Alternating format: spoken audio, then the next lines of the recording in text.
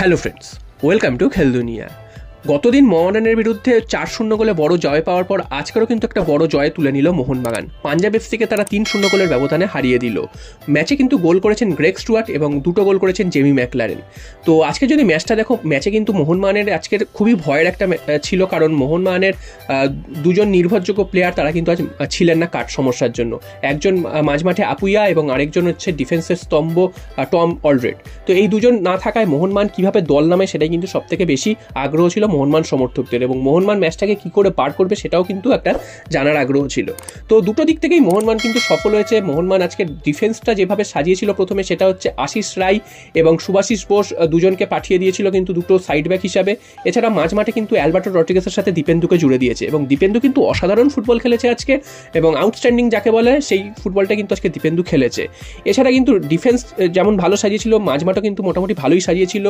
দীপক টাংরিকে আমরা দেখেছি, এছাড়াও সাহালকে দেখেছি। তো সব মিলে কিন্তু মোহনবাগান আজকেরও 3জন বিদেশি দিয়েই স্টার্ট করেছিল, যদিও মোহনবাগানের হাতে 4জন বিদেশি খেলানোর সুযোগ ছিল। তবে 3জন বিদেশি প্রথমে নামিয়েছে ঠিক আছে, তবে পরে কিন্তু সেই অর্থে বিদেশিদের ঠিক মতন ঠিক টাইমে ব্যবহার করতে পারেনি। তা না হলে কিন্তু ম্যাচের স্কোর লাইন আরও বাড়তে পারত। তো ম্যাচের প্রথমার্ধ যদি তোমরা দেখো, ম্যাচের প্রথম থেকে কিন্তু মোহনবাগান বল পজিশন রাখছিল, ফাইনাল 30 গিয়ে অসংখ্য পাস খেলছিল, তবে গোল কিন্তু করতে পারছিল না। একদম মানে ফিনিশ করার সময় গিয়ে তারা কিন্তু খেয়ে হারিয়ে ফেলছিল। তো ম্যাচের প্রথমার্ধে একবারও কিন্তু মোহনবাগান গোল করতে পারেনি, এবং পাঞ্জাব কিন্তু সেই অর্থে খুব একটা চান্স পায়নি। একটা বিক্ষিপ্ত আক্রমণ করেছে, তবে সেগুলো কিন্তু একদমই ভয়ঙ্কর ছিল না। তো ম্যাচের প্রথমার্ধ 0-0 শেষ হওয়ার পর দ্বিতীয়ার্ধে প্রথমেই কিন্তু একটা চেঞ্জ আমরা দেখি। এছাড়া প্রথমার্ধের শেষের দিকে কিন্তু সাহাল আব্দুল সামাদকে আমরা দেখেছি চোট পেয়ে উঠে যেতে, তার জায়গায় কিন্তু নেমেছিলেন অভিষেক সূর্যবংশী। এবং দ্বিতীয়ার্ধের শুরুতেই কিন্তু একটা ডিফেন্সে বড় পরিবর্তন আনে, সেটা হচ্ছে আশিক কুনুনিয়ানকে মাঠে আনে আশিস রাইয়ের বদলে। এবং তখন কিন্তু ডিফেন্সটা এরকম হয়ে যায় যে শুভাশিস বোস তিনি লেফট ব্যাক থেকে কিন্তু সেন্ট্রাল ব্যাকে চলে আসেন, এবং দীপেন্দু চলে যান রাইট ব্যাকে, আর আশিক কুনুনিয়ান খেলেন লেফট ব্যাকে।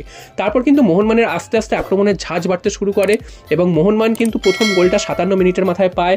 দীপেন্দুর অসাধারণ একটা ক্রস, সেখান থেকে কিন্তু জেমি ম্যাকলারেন যে টাচটা দিয়েছেন সেই টাচেই কিন্তু পাঞ্জাবের প্লেয়াররা কেটে গেছে, এবং তিনি কিন্তু তারপর সুন্দর প্লেস করেন এবং 1-0 গোলে এগিয়ে যায়।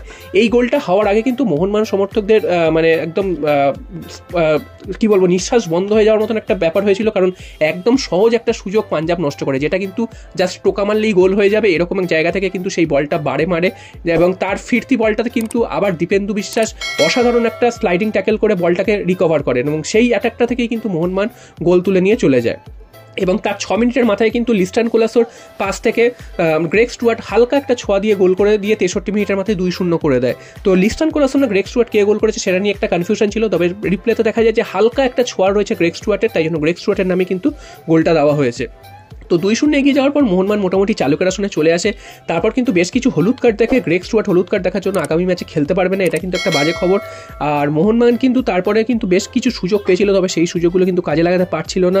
তবে পাঞ্জাব কিন্তু এই সময়টা বেশ নিজেদের গুছিয়ে নিয়েছিল, এবং পাঞ্জাব কিন্তু যথেষ্ট অ্যাটাক করেছে, এবং সেগুলো কিন্তু মোহনবাগান ডিফেন্স খুব সুন্দরভাবে সামাল দিয়েছে। এছাড়াও মোহনবাগান গোলরক্ষক তিনিও কিন্তু যথেষ্ট বুদ্ধিমত্তার পরিচয় দিয়েছেন, এবং তিনি কিন্তু মোহনবাগানকে অনেকগুলো গোল খাওয়ার হাত থেকে রক্ষা করেছেন, তা না হলে কিন্তু পাঞ্জাব ব্যবধান কমাতে পারত। এবং 90 মিনিটের মাথায় এসে পাঞ্জাব তৃতীয় গোলটা হজম করে, সেটা কিন্তু তাদের ডিফেন্সের ব্যর্থতা। গোলকিপার একটা লুজ বল দিয়েছিল, সেই বলটা কিন্তু ডিফেন্ডার আবার ব্যাক করতে যাচ্ছিল, সেই বলটা ধরে নিয়ে কিন্তু কামিংস ম্যাকলারেনকে দেয়, ম্যাকলারেন 3-0 গোল মোহনবাগানকে এগিয়ে দেয়, এবং 3-0 গোলেই খেলা শেষ হয়, এবং মোহনবাগান কিন্তু 46 পয়েন্টে পৌঁছে গেল। হাতে কিন্তু এখনও 4টে ম্যাচ রয়েছে, তোমাদের প্রথমেই যেটা বললাম যে আর মাত্র 6 পয়েন্ট দরকার। তার মধ্যে যদি গোয়া এবং জামশেদপুর হেরে যায় তাহলে তো আরও পয়েন্টের কমে আসবে, ম্যাজিক ফিগার আরও কমে আসবে, সেক্ষেত্রে কিন্তু আরও আগেই মোহনবাগান চ্যাম্পিয়ন হয়ে যেতে পারে।